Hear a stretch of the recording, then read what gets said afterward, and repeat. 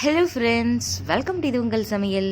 இன்றைக்கி டீ கடையில் ஆவி பறக்கிற மாதிரி அப்படியே பரபரப்பாக விற்றுட்ருக்க கஜடா உங்கள் வீட்டில் எப்படி செய்யலாம் அப்படின்ட்டு தான் பார்க்க போகிறோம். செய்கிறது ரொம்பவே ஈஸி. கடைகளில் பார்த்திங்கன்னா மைதா மாவு, அப்புறம் பேக்கிங் சோடா, முட்டை இதெல்லாம் கம்பல்சரி சேர்ப்பாங்க. அதெல்லாம் இல்லாமல் ரொம்ப ஹெல்த்தியாக அதே நேரத்தில் உள்ள வரைக்குமே நல்லா சூப்பராக வந்திருக்குங்க. பாருங்களேன், இந்த மாதிரி கஜடா செய்யணும் அப்படின்னா வாங்க எப்படி செய்யலாம் அப்படின்னு சொல்லிட்டு வீடியோக்குள்ளே போயிட்டு சட்டுன்னு பார்த்துடலாம். அதுக்கு முன்னாடி நம்ம சேனலை சப்ஸ்கிரைப் பண்ணாதவங்க சப்ஸ்கிரைப் பண்ணிவிட்டு அப்படியே பக்கத்தில் உள்ள பெல் பட்டனையும் கிளிக் பண்ணிட்டீங்கன்னா நான் போடுற எல்லா வீடியோவும் உங்கள் செல்லுக்கு வரும். ஒரு மிக்சிங் பவுல் எடுத்துகிட்டு ஒரு கிளாஸ் அளவு கோதுமை மாவு சேர்த்துருக்கிறேன். டீ கடையில் பார்த்திங்கன்னா மைதா மாவு எடுத்துப்பாங்க. நம்ம கோதுமை மாவுலேயே அந்த டேஸ்ட்டை கொண்டு வந்துட முடியும்.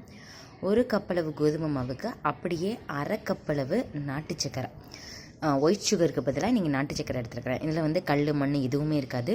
சப்போஸ் உங்களுக்கு மண் இருக்கும் அப்படின்னு நீங்கள் நினச்சிங்கன்னா லைட்டாக கொஞ்சமாக தண்ணி சேர்த்துட்டு அடுப்பில் வச்சு இதில் ஃபில்டர் பண்ணிக்கோங்க. கொஞ்சமாக தண்ணி சேருங்க.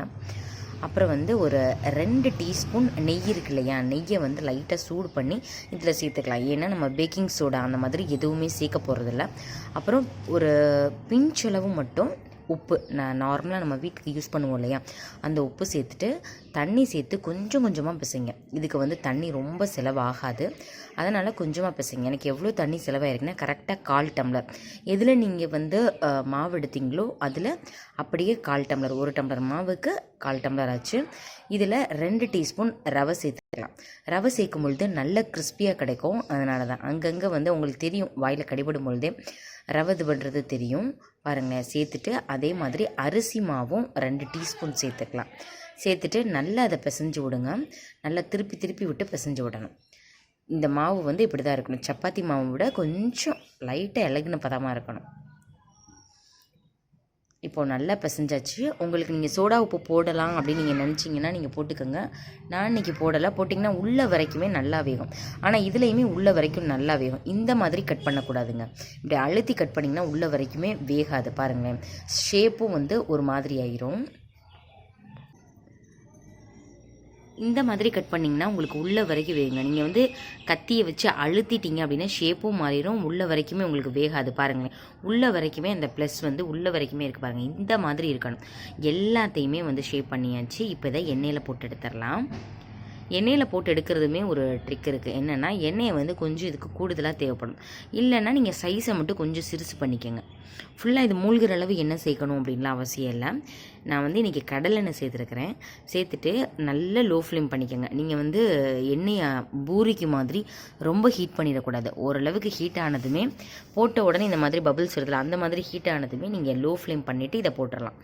லைட்டாக கலர் சேஞ்ச் ஆகவும் இதை திருப்பி விடுங்க. அந்த ப்ளஸ் குறி இருக்கு இல்லையா, அந்த சைடு ரொம்ப நேரம் வேகிற மாதிரி பார்த்துக்கோங்க. அப்போ தான் உள்ள வரைக்கும் நல்லா வெந்துருக்குங்க. இந்த சைடு இதை திருப்பி விடலாம். உங்களுக்கு இன்னொன்று சொல்ல மறந்துட்டேன்.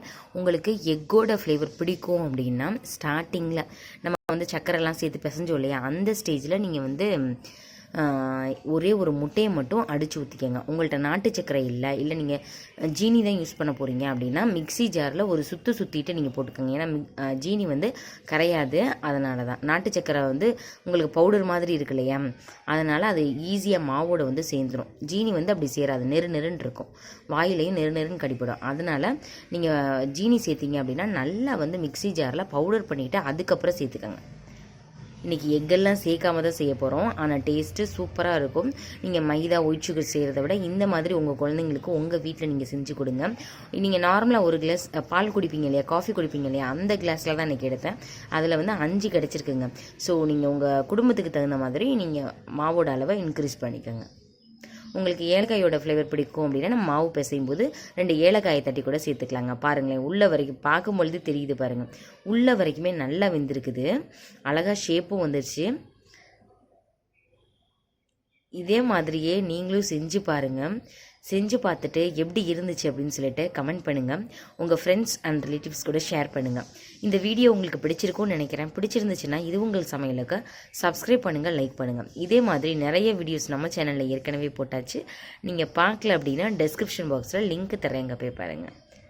ஓகே ஃப்ரெண்ட்ஸ், இன்ட்ரெஸ்டிங்கான வீடியோவில் பார்க்கலாம். தேங்க்யூ, பாய்.